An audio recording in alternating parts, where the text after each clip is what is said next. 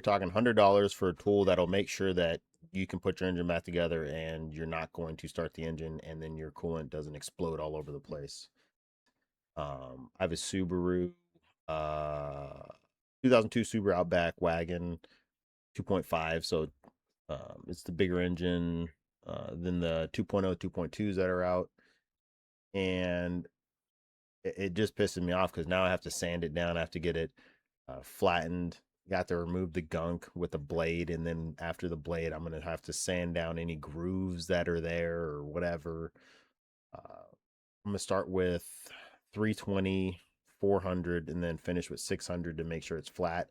And use a oil marker. That way you can check, and then you have to make sure you have a feeler gauge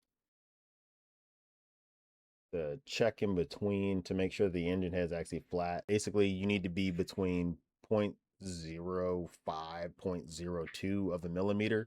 Otherwise, your gasket will fail, not immediately, but within a very small window.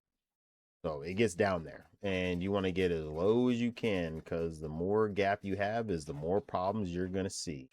If you don't have that, you're kind of praying to God that once you put your engine back together, that it's going to stay together and you don't have to reopen it. So you're talking $100 for a tool that'll make sure that you can put your engine back together and you're not going to start the engine and then your coolant doesn't explode all over the place.